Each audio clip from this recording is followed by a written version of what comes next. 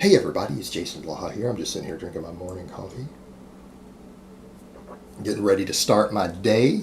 And I want to talk to you guys a little bit today about muscle imbalances versus big compound movements. And a lot of this is why I tell guys I really want people to focus on big full range of motion barbell exercises and weighted body weight exercises, because the truth is all of these have the potential, for the most muscle mass recruitment through the full body on every single set that you do. And that's important because people want to talk about muscle imbalances and different strength imbalances developing, and the fact of the matter is these things are all what we would think of as normal human movement patterns. And if you train to get strong at all your basic movement patterns using the more effective exercises for it, you tend to develop strength throughout the body proportionate for real world activities, sports, everything else. So I'm not saying there isn't some specialized work that's needed, and that's where people get messed up. When we'll say things like that, they'll be like, well, this sport needs specialized sport specific training. Well, that's fine, do it. If you need sport specific training for what you are doing, then by all means do so. But your base of your function and your strength should be grounded in these other exercises. And I would argue that even for the guys chasing aesthetics, and I know guys are going to be like, well, Jason, you don't have the most aesthetic physique. Yeah, I also am not at a really low body fat, and I'm not blessed with the most amazing structural shape, particularly my lower body, for beautiful aesthetics. And you've got to remember, guys, what is basically aesthetics? Aesthetics, when you think of it as a classic look, is usually actually based more on athletes. It's usually reasonably well developed musculature through the whole body with no glaring imbalances combined with low body fat, right? The low body fat's kind of important there. And it brings out your base genetic shape. Now, someone who isn't structured really good is not going to necessarily have that look no matter what they do. And for people who are blessed with the right structure, they're going to be aesthetic from any basic form of training that doesn't leave any muscle particularly lagging. As long as they get to a low enough body fat, they're going to have that shape. So that's what you guys are thinking of. So I'm talking about strength imbalances. And what I mean, when you start looking at any of the big movements, they tend to develop strength proportionate necessary for basic human movement patterns. And those movement patterns carry over into the real world. They carry over into the real world. And therefore, when you load them and you use them through fuller ranges of motion, they tended to give good development. In other words, we could talk about squatting, for example. If you squat, when you think about all the muscles involved in a squat, you're not going to develop a muscle imbalance relative to squatting type movements by squatting, because the muscles are going to develop in proportion to handle the loads that you are utilizing. It's when you break away from the squatting and you don't have other stuff proportionate in there to balance the program back out, you start to develop imbalances that will impact you. And what I mean there is that obviously, the squat involves all of the lower body. It's going to be interior dominant. It's going to use more quad than hamstring. But then again, everyone's going to do movements that also build hamstrings also. If you're following a big basic program, you're going to have exercises that are going to be more posterior chain dominant as well, to where all your hip hinging movements come in, like deadlifts, power cleans, things like that. So with the squat, though, again, people will argue, and this is stuff I broke down in detail before, the back is not the limiting factor on a squat. Your back trains in proportion to your leg development on your squats. Your core, your entire core, which includes not just the abdominals, includes the spinal erectors and everything else, and the muscles of your upper back, middle back, all of that will have to develop in proportion to handle the loads. And if you deviate away from creating fatigue balance through what both of your legs can push simultaneously, you might develop an imbalance the other direction. In other words, if you were to spend a lot of time doing one-legged exercises or leg presses or leg extensions, yeah, you could develop a disproportionate strength in your legs to your back, and now all of a sudden your back starts to become not only a limiting factor in your squat, but let's say you're put into an activity where you have to push against something, whether it's some sort of emergency situation, pushing a vehicle, or you hit someone on a football field, or a number of other activities like that. Yeah, you could develop a strength imbalance because now you might have a core and you might have a back that isn't strong enough to really handle properly the loads and the force that your legs are capable of generating. But had you, again, used a more complete exercise, that strength is going to be more balanced either. You're less likely to develop those imbalances. Again, it's a lot of people who do a lot of leg work that doesn't involve all these stabilizer muscles through the trunk that are more likely to then later say, oh man, my back is my limiting factor in my squat. Well, yeah, your back's going to be a limiting factor in a lot of things now.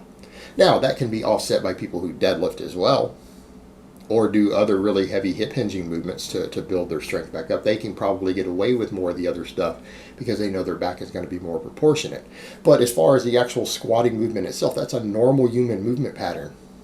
And people say, well, where do people do that in real life? Well, look back historically. You're just thinking of your modern era. Squatting has, again, historically been a normal human movement pattern, and you're just loading it. And that's the way we need to think of these different exercises. Same thing with a deadlift and various hip hinges. Same things with pulling, with pressing. You're going to develop those muscles in proportion. It's when you start focusing on individual muscles that are part of a kinetic chain that you can start to create imbalances that can become a problem for you. But if you're following balanced programming, it's very unlikely to happen. In other words, if you're doing, to go along with your pressing, if you're doing enough other pulling exercises, you're going to develop stabilizer muscles for the opposing muscle just fine. In fact, that's really the best way to do it. If you're worried about these different stabilizers, because again, people can become very anterior dominant from bench pressing too much, or are you doing enough pulling that involves the rear delts and the lats and everything to keep pace with that? And I don't mean that you necessarily even have to do what you would think of as a traditional vertical or horizontal pull. An athlete who comes in and does large amounts of cleaning or snatching is very likely to develop those also. And even if you don't, something as simple as a face pull can sort a lot of that out on top of it. Even if you're using those other exercises. And people say, well, no, that's a compound movement. In fact, you're going to find when you start looking at data out there, a face pull even works the rear delts better than a lot of rear delt isolation, but you're getting the advantage of strengthening the entire shoulder girdle. It works the medial delt, the posterior delts, the rotator cuffs. There's a lot of other involvement there. And that sort of thing is very simple to fix those things. And that's the face pull is one of the few non-big movements that I actually think has merit. But if you guys want to talk about basic balance, look at the 6 basic exercises where we have strength standards and strength and conditioning. Right? You have the squat, bench, and deadlift. Obviously, your big 3, but what about the press? That's a standing press. Power clean, power snatch. There's strength standard charts for those in strength and conditioning. If you get anyone good at those 6 basic lifts, every single muscle in their body is going to be well developed and strong. They're going to have proportionate strength. They're not going to have weak stabilizers anywhere through their body. They're going to be able to function extremely well in various movements, and they're going to actually have relatively low injury rates because, again, they're going to be balanced. The only thing they might be lacking is biceps. But, you get throw in some curls or some weighted chins or something, and all of a sudden that goes away too. Because it's not like their biceps aren't getting worked in those other exercises. They're just not being hit ideally.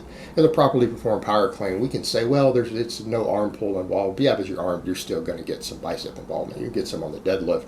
The bench press, interestingly enough, actually works the biceps. There's good EMG data on that. Is it is going to be anywhere near as good as a pull or a curl? Not even close. They'll give some development, but then once you start throwing in some work that will hit it, your biceps will grow. Not that hard to figure that out. Curls and chin-ups actually work pretty well for developing biceps. I don't think anyone's going to argue about that. Hopefully they won't argue about that. But the point is, all these things develop in proportion. You start seeing people say things like, well, this and that doesn't work. It's like the hips. They'll mention something like the hips. You need to do other stuff here to develop your. Seriously, you're telling me full range of motion, squats, deadlifts, power clean, snatches won't develop your hips? You won't see maximum strength development through your hips training these exercises through the full range of motion? Are you serious? Are you an ass? And yeah, I'm going to come to some of that in another video I'm probably going to cover later today. Just got to think that one through further. But the point is that you start to develop imbalances that are going to cause you more problems the further you move away from these basic movements and the more of other stuff you add. That's usually where you end up creating your imbalances that are causing you problems, because people say, well, all of a sudden my triceps or my weak link in my bench press. Really? Because I would think that if you do sets of 5 with 275 on the bench press, I would think your triceps, pecs, and anterior delts are all exactly developed strong enough in the proportions you need to develop to bench 275 for 5 reps. You guys see how this works? Again, it's when we start short stroking reps, doing different things, or not pausing on the bench, you might develop a situation where your pecs don't develop as ideally, and then people will be coming back and doing other pec exercises.